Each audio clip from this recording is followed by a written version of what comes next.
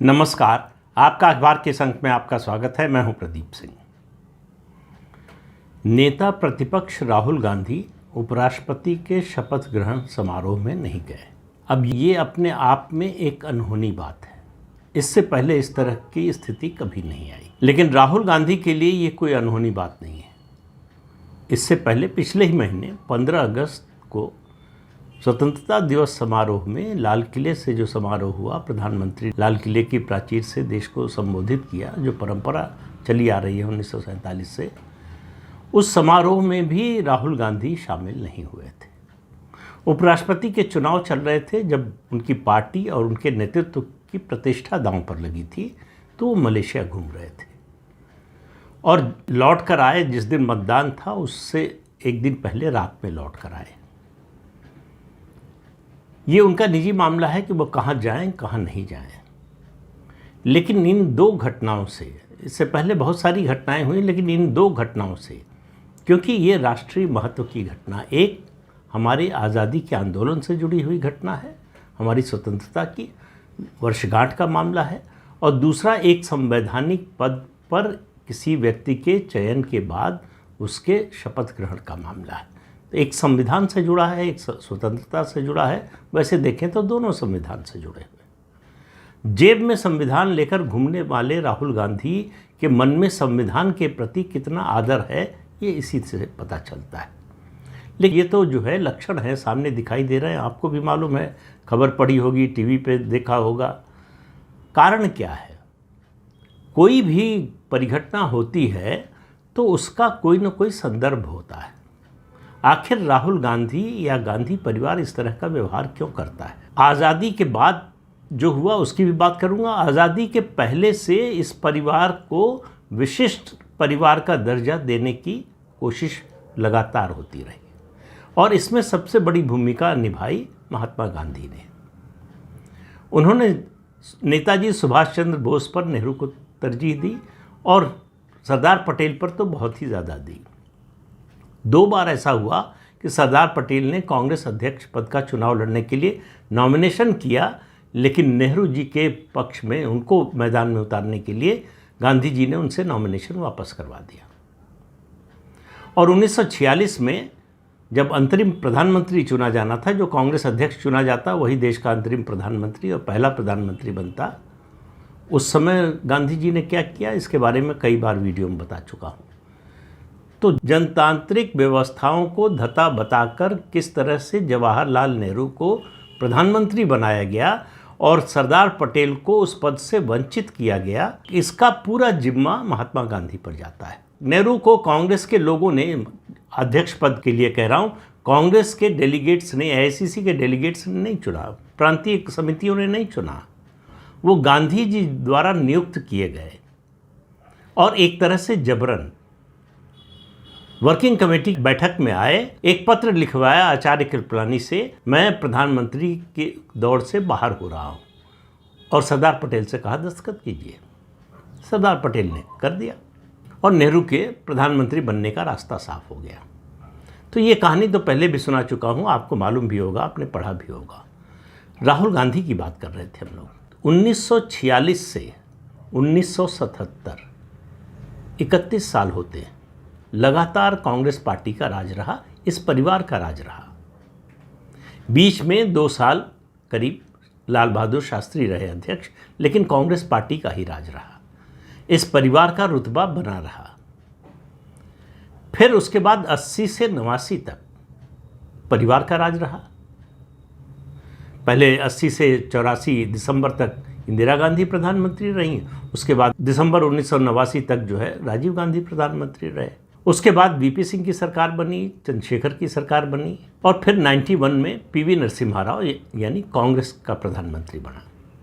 उसके बाद 2 साल और गुजरे जब देवगौड़ा और इंद्र कुमार गुजराल प्रधानमंत्री बने। फिर 1998 से 2004 तक अटल बिहारी वाजपेयी प्रधानमंत्री रहे। फिर 2004 से 2014 तक कहने को तो मनमोहन सिंह प्रधानमंत्री थे, लेकिन वो सरकार सोनिया गांधी चला रही थी। आज प्रोटोकॉल की बहुत बात होती है, उस समय प्रधानमंत्री प्रोटोकॉल में पीछे कर दिए जाते थे। जब भी कोई विदेशी मेहमान आता था, सोनिया गांधी को आगे कर दिया जाता, यहाँ तक कि सरकार और पार्टी के कार्यक्रमों में भी यही होता। तो इस परिवार का दबदबा जो है 1946 से 2014 यानी लगभग 68 साल 68 ईयर्स परिवार का दबदबा रहा। परिवार की हैसियत विशिष्ट परिवार की रही। इस बीच सिर्फ 2 सरकारें ऐसी आईं, एक मोरारजी देसाई की जनता पार्टी की सरकार और दूसरी वीपी सिंह की सरकार। मोरारजी की सरकार लगभग 2.5 साल चली और वीपी सिंह की सरकार करीब 11 महीने या 1 साल मान लीजिए चली। ये दोनों सरकारें ऐसी थीं जो कांग्रेस की ही नहीं, इस परिवार के विरोध में भी थी। उसके बाद हालांकि 1998 से 2004 तक भाजपा की सरकार रही, गठबंधन की सरकार रही, एनडीए की। अटल बिहारी वाजपेयी प्रधानमंत्री थे। वो सरकार कांग्रेस के विरोध में तो थी, इस परिवार के विरोध में न थी। अगर इस परिवार के विरोध में होती वो सरकार, तो इस परिवार का एक सदस्य शायद अब भी अमेरिका की जेल में होता। तो इससे समझ लीजिए कि इस परिवार का रुतबा क्या था। ये परिवार अपने को सामान्य लोगों से ऊपर मानने लगा था। और इंदिरा गांधी जब प्रधानमंत्री बनी थी, तो उन्हीं की परिवार की एक सदस्य ने एक किताब लिखी है जिसमें पूरा ब्यौरा दिया गया है कि किस तरह से प्लान किया गया। हिस्टोरियंस को बुलाया गया, राइटर्स को बुलाया गया, इंटेलेक्चुअल्स को बुलाया गया कि नेहरू परिवार की विशेषता को स्थापित करना है। नेहरू की जीवनी लिखवाई गई, अलग अलग लोगों से अलग अलग तरह की जीवनियाँ लिखवाई गई, उन पर किताब लिखवाई गई। उसके अलावा उन पर डॉक्यूमेंट्री बनी। तो पार्टी को नहीं, परिवार को स्थापित करना है, ये सिलसिला चला। आज राहुल गांधी 55 या 56 साल के हैं। वो जब से पैदा हुए इन 2 सरकारों को, मैं कह रहा हूँ मोरारजी देसाई की सरकार और वीपी सिंह की सरकार को छोड़कर, उन्होंने ये देखा है कि उनके परिवार का क्या रुतबा रहा है। और इन 2 सरकारों में भी मेरा मानना है कि मोरारजी देसाई की सरकार के समय ये परिवार सचमुच संकट में आया था, उसके बाद से नहीं। तो राहुल गांधी ने अपने परिवार की ये हैसियत देखी है, उससे उनके मन में धारणा बनी हुई है और वो अपने आचरण से साबित करते हैं कि इस देश का कानून उनके परिवार के लिए नहीं बना है, उनके लिए नहीं बना है। इस देश में जो जनतांत्रिक परंपराएं हैं, सामाजिक परंपराएं हैं, उसको फॉलो करने का, उस पर चलने की जिम्मेदारी उन पर नहीं है। वो जो कहेंगे उसको कानून माना जाना चाहिए, वो जो परंपरा बनाएंगे उसको फॉलो किया जाना चाहिए। ये उनके दिमाग में है जो उनसे ये सब करवाता है। तो कुल मिलाकर 56 साल तक जिस परिवार का ऐसा दबदबा रहा हो, उस परिवार का सदस्य आखिर किस तरह का आचरण करेगा। तो राहुल गांधी मानते हैं कि वो भारत के चक्रवर्ती सम्राट हैं। उनसे सवाल पूछने का, उनके किसी आचरण, किसी फैसले पर, उनके किसी बयान पर सवाल उठाने का अधिकार इस देश में किसी को नहीं है। किसी नेता को नहीं है, किसी पार्टी को नहीं है, किसी सरकार को नहीं है, कानून के किसी संस्था को नहीं है, सुप्रीम कोर्ट को नहीं है। और चुनाव आयोग के बारे में तो उनकी क्या राय है आपको पता ही है। जितनी देश की संवैधानिक संस्थाएं हैं, उनके मुताबिक उन सभी संस्थाओं को उनके अनुसार, उनके परिवार के अनुसार चलना चाहिए। अगर वो नहीं चलती हैं तो इसका मतलब वो बिक चुकी हैं। उनको और उनके परिवार को जो परेशानी हो रही है वो 2014 से।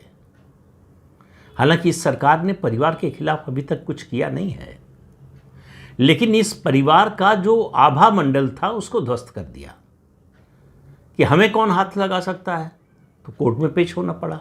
हमारे खिलाफ कौन कुछ कर सकता है, तो भ्रष्टाचार और क्रिमिनल कॉन्स्पिरेसी, मनी लॉन्ड्रिंग, इन सब आरोपों में जमानत लेनी पड़ी। जगह जगह अलग अलग मामलों में मुकदमे हुए और उसके लिए अदालत में पेश होना पड़ रहा है। ये स्थिति इस परिवार की कभी नहीं हुई थी। ये बात राहुल गांधी को बिल्कुल बर्दाश्त नहीं है। उनका ये जो गुस्सा, आक्रोश आपको दिखता है, उनका ये जो विद्रोह आपको दिखता है, वो इस कारण है। उन्होंने तो वो दिन देखे हैं कि कैबिनेट से सर्वसम्मति से पास प्रस्ताव जो है कैबिनेट का, उसको प्रेस कॉन्फ्रेंस में फाड़ कर फेंक देते हैं और कोई माई का लाल उनसे सवाल नहीं पूछता कि आपने ऐसा क्यों किया। जिस व्यक्ति ने इस तरह की शक्ति, जिस व्यक्ति ने इस तरह की ताकत एंजॉय की हो, उसके लिए ये बर्दाश्त करना मुश्किल है कि उसको सामान्य व्यक्ति की तरह, संविधान ने सबको बराबर का अधिकार दिया है, लेकिन नेहरू गांधी परिवार का मानना है कि हमको विशिष्ट अधिकार मिला हुआ है। ये संविधान, ये कानून आम लोगों के लिए बना है, इस परिवार के लिए नहीं। तो इस देश का एक इकोसिस्टम, हिस्टोरियंस हैं उसमें, इंटेलेक्चुअल्स हैं, पत्रकार हैं, डिप्लोमेट्स हैं, इन लोगों ने ये अवधारणा बनाई, ये परिवार भारत का प्रथम परिवार है। लिखा जाता है बाकायदा, कहा जाता है फर्स्ट फैमिली ऑफ इंडिया। बाद में थोड़ा सुधार किया गया, कहा गया कि फर्स्ट फैमिली ऑफ कांग्रेस। यानी कांग्रेस के इतिहास में इस परिवार के अलावा किसी का कोई योगदान, किसी का अवदान कुछ है ही नहीं। ये बात राहुल गांधी के मन में बचपन से बैठी हुई है। वो पैदा हुए तब से उन्होंने हाईएस्ट लेवल की सिक्योरिटी देखी है, उसी में चलने के आदी हैं। इसलिए जब एसपीजी का कवर हटाया गया तो उन लोगों को बिल्कुल अविश्वसनीय लगा कि किसी सरकार की ये हिम्मत हो सकती है कि इस परिवार से एसपीजी की सिक्योरिटी हटा ले, जबकि एसपीजी की सिक्योरिटी बनी थी केवल प्रधानमंत्री के लिए। राजीव गांधी की हत्या के बाद उनके परिवार को दी गई। उसके बाद जो नियम बना कि प्रधानमंत्री के रिटायर होने के 1 साल तक उनको एसपीजी प्रोटेक्शन मिलेगा, उसके बाद जो है सामान्य जो थ्रेट परसेप्शन है उसके अनुसार सिक्योरिटी मिलेगी। लेकिन इस परिवार के साथ मतलब बाकायदा एसपीजी के कानून में संशोधन किया गया कि इस परिवार को एसपीजी का प्रोटेक्शन मिलता रहेगा। दुनिया में किसी देश में इस तरह का कानून किसी एक परिवार के लिए कभी नहीं बना, चाहे जितना महत्वपूर्ण परिवार रहा हो। तो राहुल गांधी ने वो दिन देखे हैं कि उनके परिवार को एसपीजी की सुरक्षा देने के लिए एसपीजी के कानून में संशोधन कर दिया जाता है, और ये सरकार आई और उसने एसपीजी का कवर हटा लिया। तो ये गुस्सा धीरे धीरे सुलग रहा है कि हमारी विशिष्टता खत्म की जा रही है, हमको आम नागरिकों के बराबर लाया जा रहा है। और उनका मानना है कि हम तो आम नागरिक है नहीं, तो हम आम नागरिक की तरह व्यवहार क्यों करें। कानून हमारे लिए नहीं बना है, परंपराएं हमारे लिए नहीं बनी हैं। जो हमसे कमतर लोग हैं वो कानून का पालन करें, वो परंपराओं का पालन करें, हमसे ये अपेक्षा मत करें। हम प्रधानमंत्री के खिलाफ कुछ भी बोल सकते हैं, संसद के अंदर, संसद के बाहर, लेकिन हमारे ऊपर कोई उंगली न उठाए, हमारे ऊपर कोई सवाल न उठाए। मतलब उनकी नज़र में इस देश के राष्ट्रपति की कोई हैसियत नहीं है, इस देश के सुप्रीम कोर्ट की हैसियत नहीं है, इस देश के चुनाव आयोग की कोई हैसियत नहीं है, इस देश के प्रधानमंत्री की कोई हैसियत नहीं है, और इस देश की संसद की कोई हैसियत नहीं है। ये राहुल गांधी ही बोल सकते हैं कि जिस दिन संसद में बोलूँगा भूकंप आ जाएगा। भाई, संसद में भाषण होते हैं, बहस होती है, चर्चा होती है, वहाँ भूकंप लाने का कोई प्रयोग नहीं होता है। हालांकि कई बार बोल चुके, उसके बाद घंटों बोल चुके, भूकंप क्या कहें, कोई जो है अपनी जगह से हिला भी नहीं। लेकिन राहुल गांधी ने ये जो काम किया है, इससे पहले जो कर रहे थे तब तक उनके पास नेता प्रतिपक्ष का पद नहीं था। ये एक वैधानिक पद है, संवैधानिक नहीं, याद रखिए। नेता प्रतिपक्ष का भी जो है वो एक इतिहास है। जवाहरलाल नेहरू को बहुत बड़ा डेमोक्रेट माना जाता है इस देश में, ऐसी उनकी छवि बनाई गई है। उनके 17 साल तक प्रधानमंत्री रहते हुए नेता प्रतिपक्ष को कैबिनेट दर्जा नहीं मिला था। हालांकि कोई किसी की संख्या किसी पार्टी की इतनी हुई नहीं कि नेता प्रतिपक्ष बन सके। पहली बार नेता प्रतिपक्ष बना जब कांग्रेस का डिवीज़न हुआ 1969 में, और उसके बाद दूसरी बार 1977 में जब कांग्रेस सत्ता से बाहर हुई, तब मोरारजी देसाई की सरकार ने ये व्यवस्था की कि नेता प्रतिपक्ष का पद लोकसभा में जो सबसे बड़ी पार्टी होगी उसके नेता को मिलेगा और उसको कैबिनेट का दर्जा मिलेगा। तो आप जोड़िए 1947 से 1977, 30 साल बाद भारत में नेता प्रतिपक्ष को कैबिनेट का दर्जा मिला, और वो भी कांग्रेस पार्टी की सरकार ने नहीं दिया। मोरारजी देसाई की जनता पार्टी की सरकार न बनी होती तो शायद अब भी न होता। जिन लोगों ने ये किया वही लोग 2014 में सवाल उठा रहे थे नरेंद्र मोदी से कि क्या हुआ कि कांग्रेस के पास उतनी संख्या नहीं है, लेकिन कांग्रेस के नेता को नेता प्रतिपक्ष का दर्जा मिलना चाहिए। और अगर नरेंद्र मोदी और उनकी सरकार नहीं दे रही है तो ये जनतंत्र के विरोध में है। ये जनतंत्र की भावना संविधान की भावना के खिलाफ है। उससे पहले तक ये बात कभी नहीं कही गई।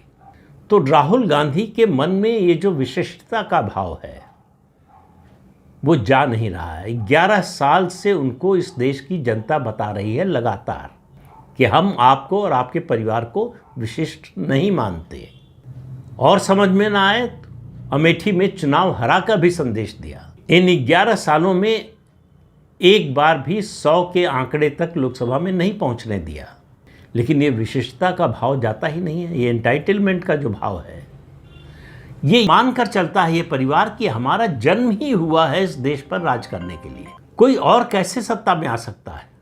और एक गरीब परिवार का, पिछड़े वर्ग का व्यक्ति प्रधानमंत्री बन जाए देश का और 11 साल से प्रधानमंत्री रहे। मुझे लगता है ये बात राहुल गांधी, सोनिया गांधी और उनके परिवार को रात में सोने नहीं देता होगा कि ये कैसे हो गया। अब उस तरह का विशिष्टता का व्यवहार उनको मिलता नहीं। जब विदेशी मेहमान आते थे और प्रधानमंत्री से ज़्यादा अहमियत सोनिया गांधी को मिलती थी। प्रधानमंत्री पीछे हो जाते थे, सोनिया गांधी आगे होती थी। वो सब खत्म हो गया। कोई ऐसा विदेशी मेहमान नहीं आया, चाहे वो राष्ट्राध्यक्ष हो, शासनाध्यक्ष हो, जो अटल बिहारी वाजपेयी की सरकार के समय भी सोनिया गांधी से मिलने न जाता हो। और जाहिर है कि ये सब व्यवस्था सरकारें ही करती हैं। और जब सरकार बन गई कांग्रेस की 2004 में, तो उसके बाद से तो ये होना ही था, कौन रोकता। उसके बाद से तो ये परिवार आज भी, वो जो कहावत है कि रस्सी जल गई ऐंठन नहीं गई, तो इस परिवार की ऐंठन नहीं जा रही है और वो जल्दी में जाने वाली भी नहीं है। क्योंकि ये उनके डीएनए में रच बस गया है कि हम विशिष्ट हैं, हम भारत के नागरिक हैं, लेकिन हम विशिष्ट नागरिक हैं। हम आम लोगों के बराबर नहीं हैं, आम लोगों के बराबर हमको नहीं खड़ा किया जा सकता। ये बातें आप सोचेंगे, ज़रा समझने की कोशिश करेंगे तो आपको समझ में आएगा कि राहुल गांधी का ऐसा व्यवहार क्यों है। तो इस अंक में इतना ही। अगले अंक में फिर मिलेंगे किसी नए मुद्दे के साथ। तब तक के लिए अनुमति दीजिए। आपसे अनुरोध है कि चैनल देखिए, शेयर कीजिए, लाइक कीजिए और सब्सक्राइब जरूर कीजिए। नमस्कार।